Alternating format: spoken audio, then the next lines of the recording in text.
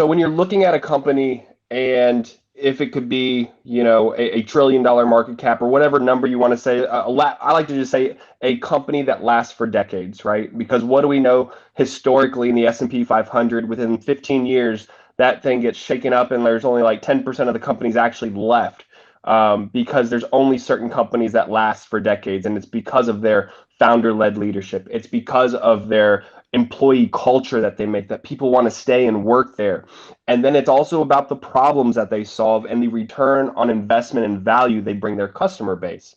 And so with that, I believe they fit all that criteria.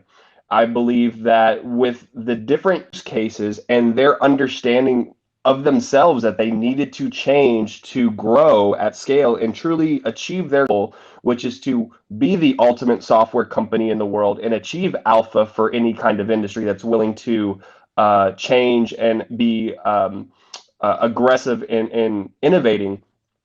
You have to um, you have to really focus on expanding to the mid market. You have to make it easier to adopt. You have to have marketing. You have to have salespeople. And they're doing all of those right things. And so it goes back to that, Tesla type business model that people, if something's broke, if something's not broke, don't fix it, right? There's some of the greatest minds and companies out there that started with premium offering products or even freemium product models to then get adoption. At the end of the day, why do we like SaaS? We like SaaS because it's reoccurring, it's predictable, it's high margin. We like the ability to see an ecosystem because that means more opportunities for growth.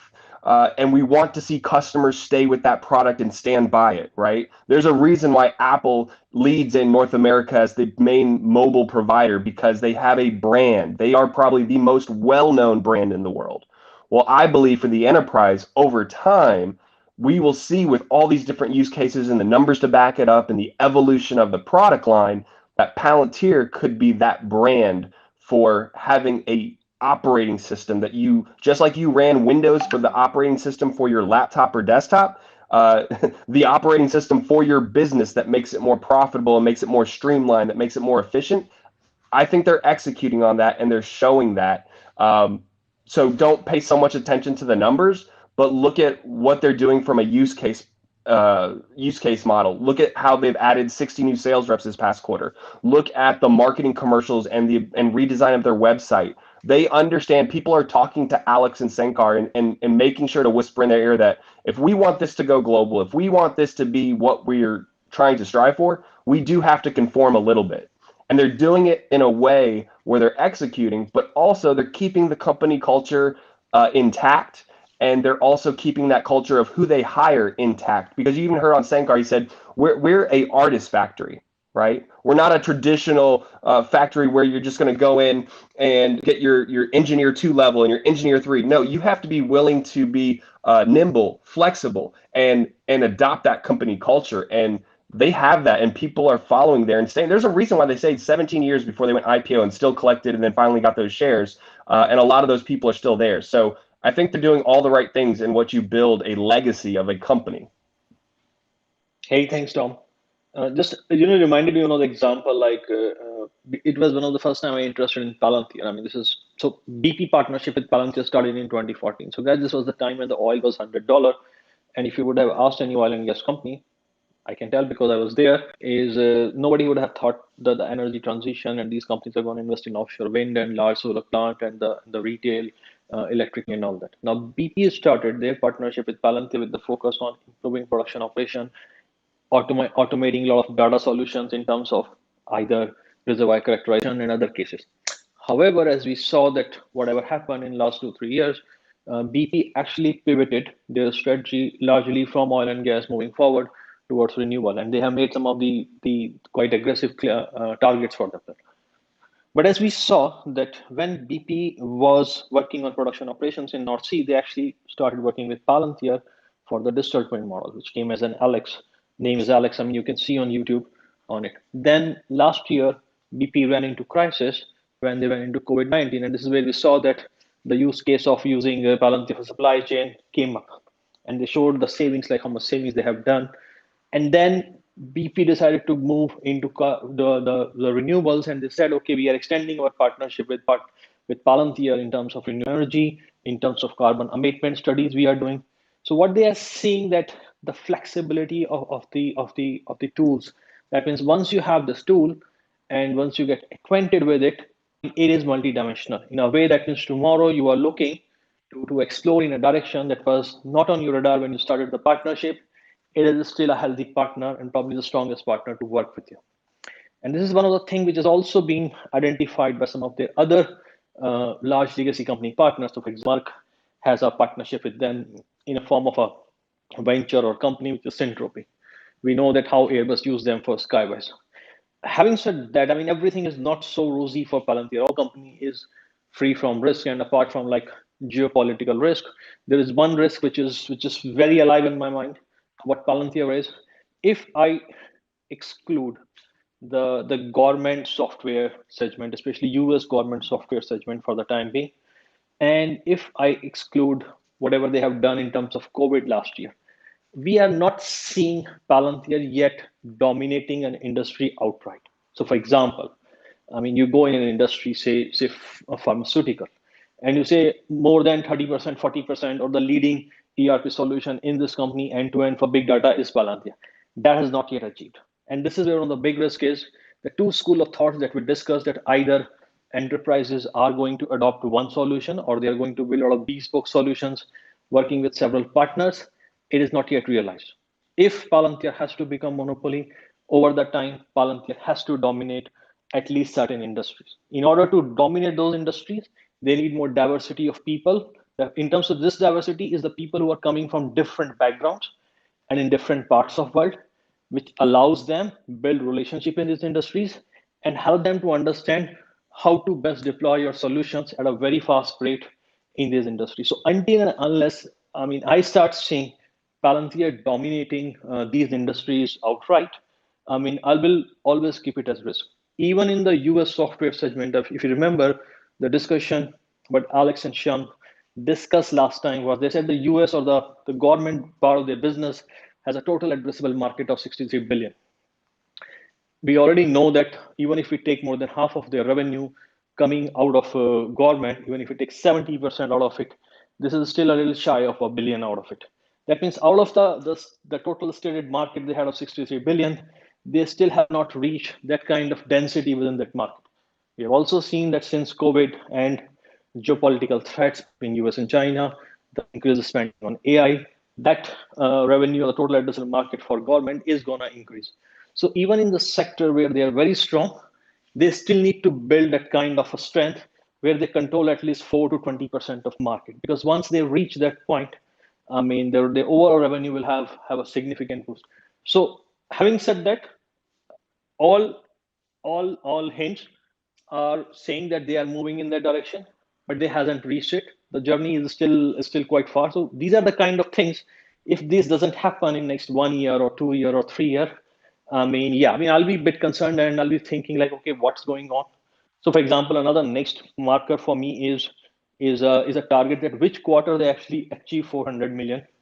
And my bet is that it should be the next quarter. Okay. I also expect them to reach revenues of 600 million by the end of Q4 2022, because the way they are going, I mean, a company like this should be very sticky and should keep generating more revenues with existing customers and finding new customers. So yeah, I think that it's really very interested to see like how it works out.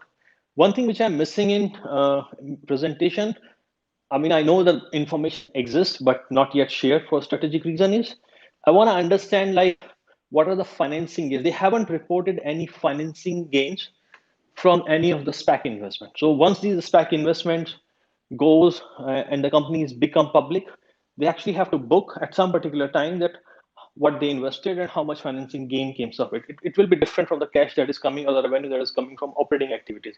It will be revenue from financing activities. We have not seen it yet. We also have not seen the integrated details that how they are going to generate revenues from these companies in future. Is it license? It is revenue sharing? It is a risk performance mode kind of system, because these companies are built around Foundry. So all of their revenue is directly related to Foundry. So what is that system? Is it a fixed fee? Is it a milestone based fee that Palantir will not charge until they reach a certain milestone? After that, they will get a flat fee around it. Is it a mix of it? We don't know details about it. If it turns out the way they have gone about it, I think they're very clear that they always want a fee model which is linked to performance, because they are backing themselves that with their product they can really improve the performance. So I'm very curious to learn what are these models with the companies like Lilium, Argos, Road, Cellularity, and how that revenue from operating activities from these companies will come, and what is that model, how it is accounted for. What's the financing one is okay. I mean, I assume it's based on the equity they have taken, but I still need to see what kind of equity gains they get in. So this is what probably I would be looking forward in the next calls, or probably next few calls. Guys, any of you who wants to come, want to share, ask question, just please raise your hand and just send a request, and I'll bring you in. Dom, Jacob, would you like to respond? I mean, Well, on Jacob my stuck. Yeah, I tried to approve his request like multiple times. It's not. Maybe you have to approve it, so he's not able to speak just yet. But if you approve that, he should be able to. And would love to hear the Wealthy Owl and some of these others that are part of the Palantir army. The Wealthy Owl definitely wrote the best 101 on what Palantir software is by far. If you haven't checked out that article, I think got retweeted like 100 plus times and over 500 likes. So would love to hear some of the other Palantir shareholders and what they think of the earnings. I agree. Jacob, I'm trying to add you, but I'm not able to. I have invited you, but no response. Would you please like sign off and join back if that can help? Yeah, I think please, guys, the Wealthy Owl. I mean, I agree with Dom. I think it is one of the best article I have seen on Palantir. Quite detailed. Would love to have your thoughts on it. Jacob, I think you have joined now. Would you like to pitch in? Yeah, I think it's time to get a new phone. Twitter is pretty glitchy on mine. But I just wanted to comment about what you said about kind of the terms of the deals with the SPACs and what those kind of look like. What kind of licensing agreements? You know, do they how much are they charging for Foundry, and is it contingent on certain growth? Stages of each business. I think questions like that would be awesome for Say. Anybody listening that hasn't created an account on Say, I think it's Say Technologies. Correct me if I'm wrong.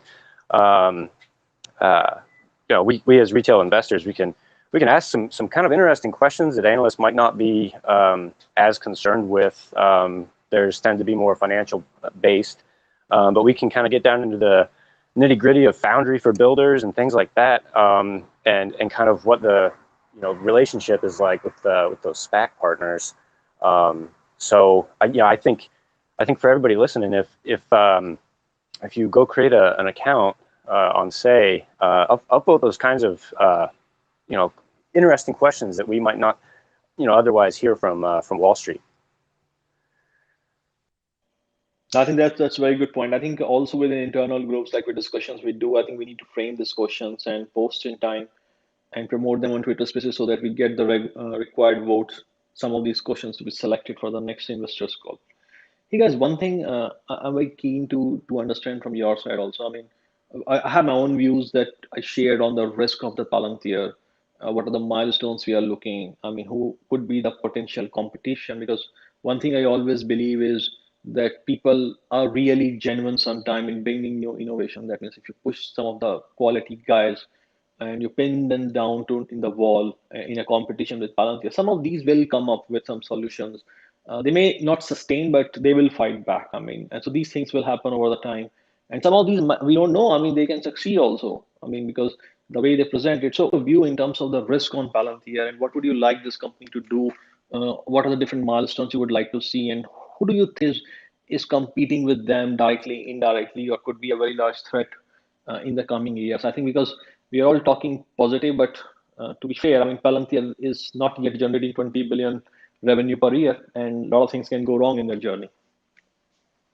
Yeah, no, I think it's always fair. You have to ask the bear case and look at both sides, right? As an investor, you always have to do your diligence and think through that. They're not the biggest company out there, right? So when I think of bear case, I think of who has more cash to throw at creating a competing product. Now, granted, Their product has been around for almost 20 years, and you know they have a good footprint of keeping customers and have gotten those government contracts. But always you have to have in the back of your mind, if they keep, you know, capturing customers and having customers run this software as their core business in the ERP space, and even just in general in tech, why wouldn't a Amazon or a Google or someone who has the amount of cash to throw at innovation and talent to create a competing product? For me, that has to be one of the bear cases there, because at the end of the day, right, with stock-based compensation, how they kept a lot of the great talent they had was by enticing them with stock-based compensation, and they wanted people invested in the company long term. But cash is king. So as we've seen with all these different acquisitions and mergers that have happened in the last 24 months, overall in tech, and will continue to happen, I think you just have to be respectful of that, because you never know what could happen with those companies that have the kind of cash at hand to throw at creating something as a competitor.